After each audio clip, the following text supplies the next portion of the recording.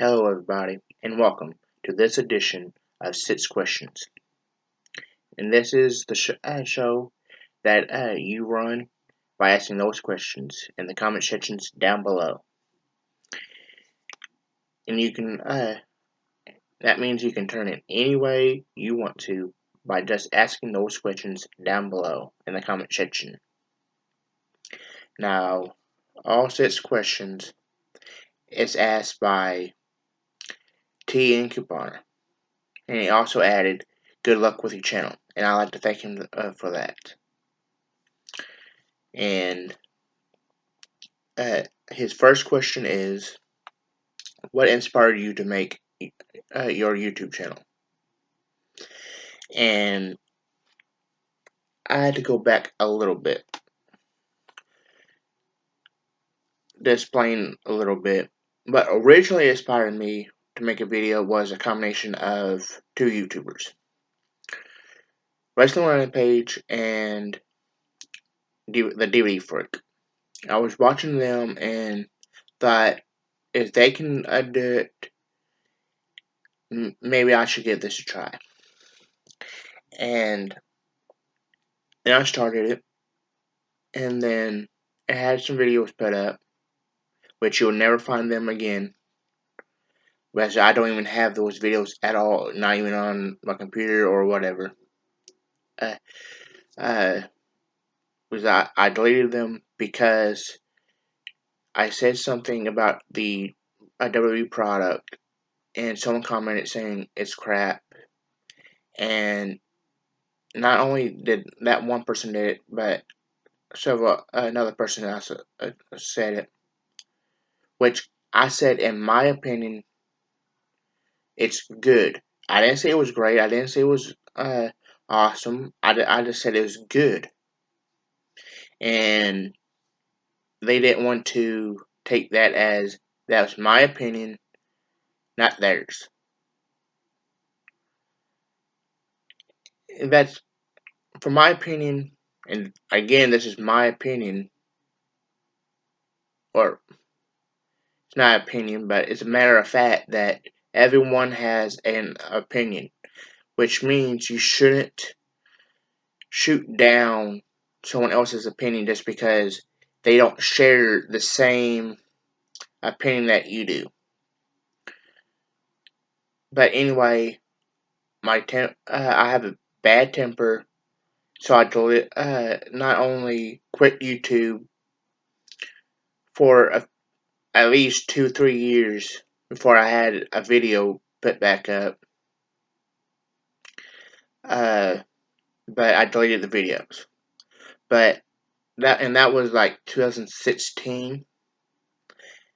And then, like I said, in my opinion, 2016 was still kind of good until like 2017. Then it started really going downhill. And then after I deleted the video in 2019, January 2019, matter of fact, Nick Kurtz was doing a giveaway for a autographed picture of Scorpio Sky, which is now in AEW. And I entered, or tried to enter, and he made the rules where you had to have at least one video up on your channel. And he didn't say it had been any length of a video, so I made, it was a little bit over 2 minutes. I think it was around 2 minutes and a half video. And I entered it. Didn't win though, but I still entered. And then I left that video up just in case if I want to. There was another giveaway I wanted to enter on YouTube, and that YouTuber required the same thing as Nick Kurtz did. And the only reason Nick Kurtz wanted it is so he can make sure that he's not giving to some creepy old man or some young child that shouldn't be entering the giveaway in the first place. And And fast forward a little bit to August 2019. I watched a video on the Wrestling Rampage channel, and they met the Boogie Woogie Man, Jimmy Valiant. And they had 5 DVDs signed. One per one, each of them. That's 3. That's 3 copies they had signed for them. One for each. And then they said the other 2, they was going to be given away when they hit the 2,000 subscribers. And if you did not know, I won that. And that DVD is the Woo Mercy Jimmy Valiant experience. And with that, they said that eventually when they that they would give a autograph or their channel logo with them signing it, and I put it in a frame here, so I won't lose it. Yes, I could have left it back here, like where like it arrived in, but I just preferred to be able to see it. But I made a unboxing video for those 2 things, and then I got not just 1 subscriber, but a total of 3 within 24 hours after posting that video. And my intentions wasn't for that video to get subscribers. My intention was just to have the video up there to prove to other people, or I should say other Wrestling Rampage subscribers, that people that wins the giveaways does get their stuff. And that's what me getting 3 subscribers within 24 hours after posting the Wrestling Rampage 2,000 subscriber giveaway unboxing video is what kind of really inspired me to start back up with YouTube. And going into the Teen Coupon's next question: how long have you been a wrestling fan for? I'm 23 years old, so that means I've been a wrestling fan for 23 years now. And so practically my whole life. And if you want to know how I got to be a wrestling fan, of course it would have to be one of my parents or another relative. And quite honestly, the answer that would have to be my father. If you didn't watch the 6 question, the last edition of 6 questions, I said in that edition that it was my father. My father kept on flipping back and forth in between WWE or WWF at the time, now E, and WCW. And so, of course, I will grow up watching it, and of course, start liking it. Matter of fact, there's this little story of me growing up watching it. In 1999, May 23rd, 1999 to be exact, my father went over to meet to my uncle's house, his brother, this would be a little bit more specific, where him, my uncle, and my cousin would split a pay-per-view, WWF pay-per-view, called WWF Over the Edge. And if you didn't know, that's where Owen Hart had the tragedy happen. And I begged him to take me with him. And I was watching that pay-per-view when it happened. And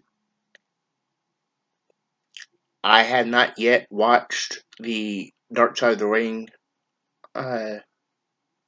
episode or finale where Owen Hart happened, but after I make this video, I'm planning on watching it because I have it recorded. Going into Teen Couponer's third question. What is your favorite snack to eat during sporting events? Now, I like to state right now that wrestling is the only sport I watch, and I don't really eat snacks that often during wrestling. And if I do, it'll be a combination of either some type of chips or fudge rounds. Now, going into Teen Couponer's next question, favorite faction ever. I'm not sure if, I don't think so, but I think at least it appeared in the background, at least in one of my videos. I have a picture of the red and black logo of the NWO. And I even have the newest NWO DVD right here to show it to you that the NWO is my favorite faction ever. It's just, and if you want the reason behind it, I will give it to you. And that's because I like the groups that did what they want when they wanted to do it. And you can say the exact same thing about DX. Yes, they did that, but I liked the groups a little bit better that, like the NWO did, they didn't play around like DX did. They took it a little bit more serious, a little bit more further. And that's the reason why NWO is my favorite faction ever. It's because they did what they want when they wanted to do it, along with when they did it, they took it serious. Way more serious than what D-Generation X did. Now going into Teen Couponer's next question. If you were Vince McMahon, when would you have put the world title on Owen Hart? Now, I would have, quite honestly, put the world title on Owen Hart at SummerSlam 1994 against Bret Hart. And here's why. Owen was the top heel, and you needed. I would have wanted to keep the rivalry in between Owen and Bret going a little bit longer, at least until Survivor Series. So therefore, you needed something to keep the rivalry going a little bit longer. And what else would there be besides the belt? So I would have had, instead of Owen losing the steel cage match, I would have had him win I would have had them really. I wouldn't even had them face off in a steel cage quite yet at SummerSlam 1994. I would have had them strictly have another match, uh, a wrestling match, a pure wrestling match, and then have Owen win, and then of course go on to Survivor Series and have Bret uh, uh, be the challenger walking in, going for the WWF championship against Owen in the blue steel cage, and then therefore had that match be the end of their rivalry. And I think that would have worked, extended it a little bit better, and then I would have had, knowing Owen would have only had a few months of uh,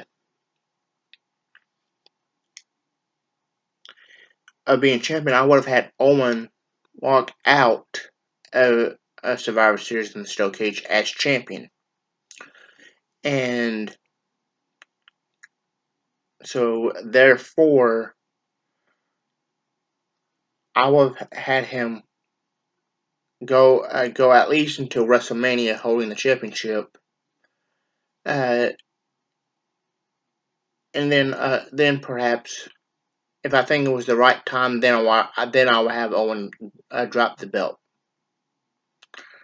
Going into the last question for Kenny Couponer, what wrestling DVDs would you recommend to a new fan? Now I have them right here, and I'm going to give a reason behind all of them. Now the first two is two different volumes. It's volumes for it, and that's the Monday Night War Volume 1 and 2.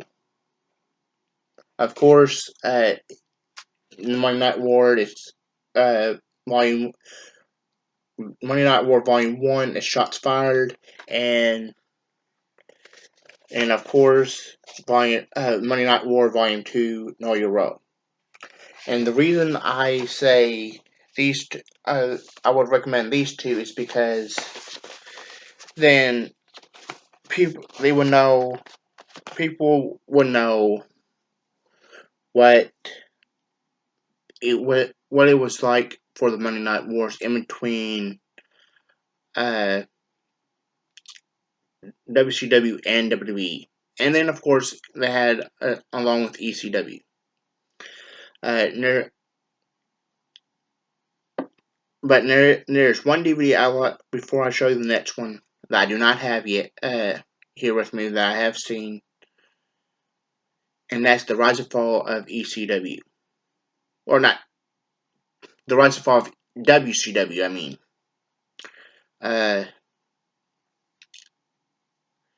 and the reason being for that one is so they'll know what WCW meant to the wrestling business, and they will know what took them to the rise and what happened.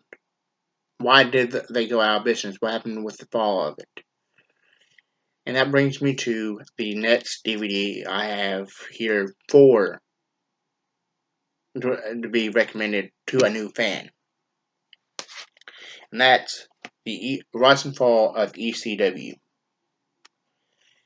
This DVD is one great DVD, especially for the documentary, and it will take the new fan straight through why ECW or how ECW got on its rise and why did they want to go out of business. So that's why I would have to recommend uh, a new fan what get at least watch this DVD and perhaps get the DVD. And the next DVD I would have to recommend would have to be, which I already seen, the NWO. This is the NWO The Revolution DVD. Solely because it's a great DVD documentary on here, and the NWO is one of the biggest reasons that that WCW was on its had its rise. So why? So why wouldn't you want to watch or even recommend this DVD to a new fan? And say yes, there's the Back in Black DVD, but I think this one would be better because of how well done the documentary is.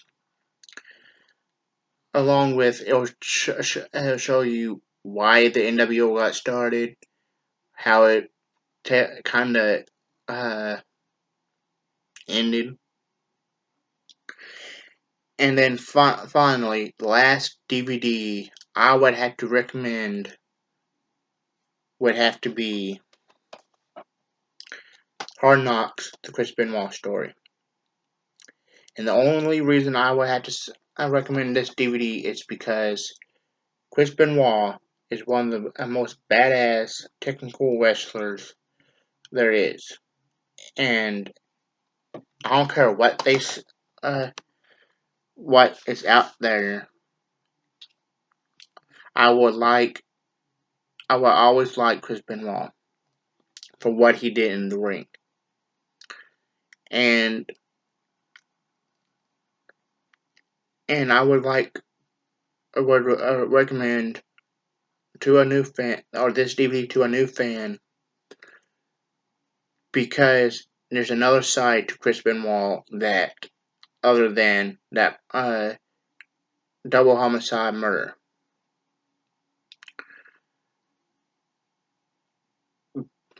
And I like to state right now, even though there's evidence that looks like Chris did it, I don't believe that he did it. I do believe he killed himself, but I don't believe that he did. He killed his son or his wife. And to go in a little bit of detail, now what David Benoit did did a interview with Chris Van Vliet, and he said there was scuff marks at the door, and that was in the police report. If there was scuff marks at the door, that shows there was a sign of forced entry. Yeah, the door wasn't pegged or anything like that, but that just shows that there was a sign of forced entry. And I say the door was answered because, but I would say by either Nancy or Chris. But I say it was by Nancy. Uh, because and because why wouldn't we scuffed if Chris opened the door? Uh, because I think what happened was she entered the door, and because she thought she can trust the person that was there, and they was going to kill her, and oh, she tried to force the door to be closed to lock it, and of course the person pushed the door and ran, started running, and of course left the scuffles at the door. So therefore, I think what happened, and then of course if Daniel was killed the next day, which I believe he was killed within the same day as Nancy, but I can't say for sure on that.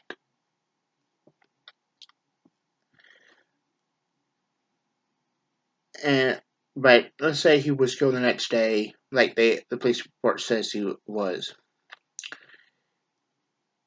I say what probably happened with him, that is the person, well, I thought of that he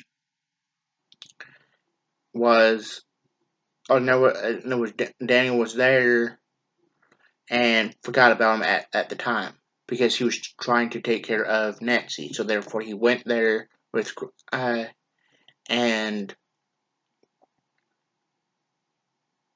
then went back there and killed Daniel.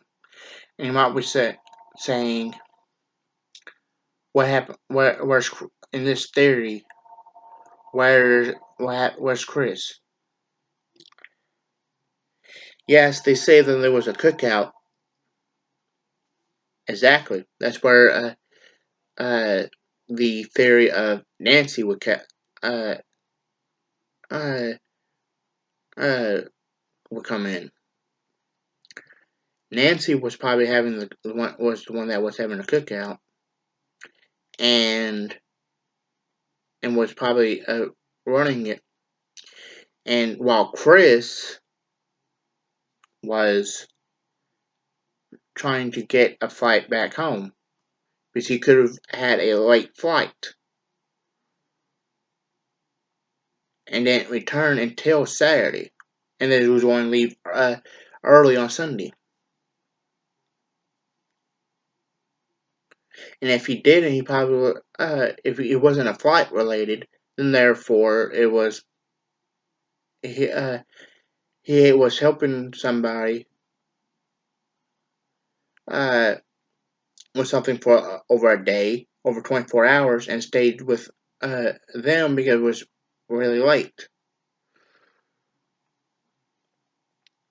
And I say with somebody coming in, I say it was.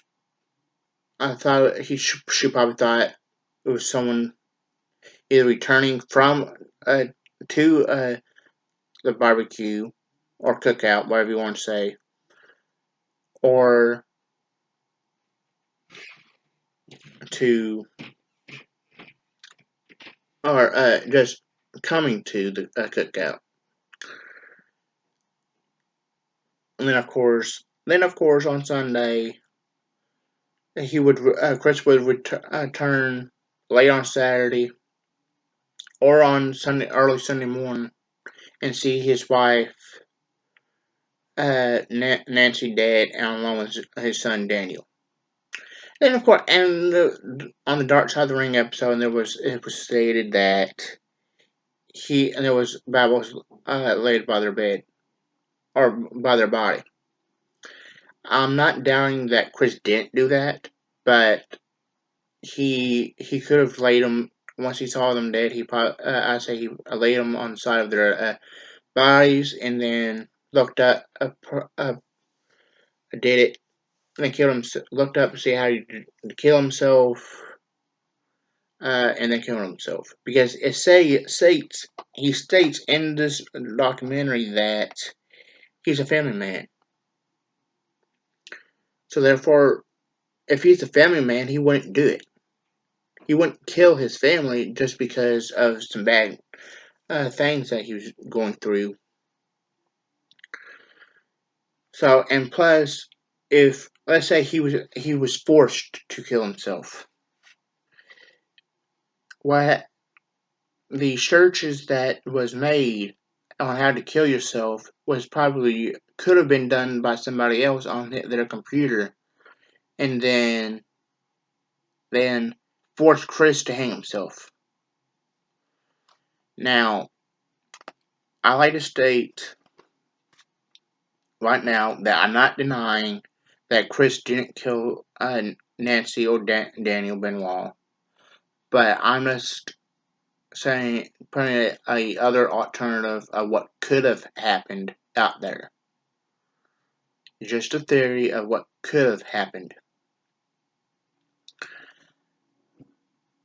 Thank you for watching. If you'd like to leave questions, leave them down in the comment section below of any video, not just not just the announcements and discussions video or this video. You can leave them And leave your questions in the comment section below of any video. If you like to add me on Facebook, it's just my name. And if you like to know the profile picture, it's me with Jerry Lawler. Same thing with Instagram and Twitter. For the profile pictures, me with Jerry Lawler. But if you'd like to follow me on Twitter, it's at Donnie Langston 5. Twitter, Donnie Langston 5. Or you can just put in my name, Donnie Langston, what it popped up on Instagram as well.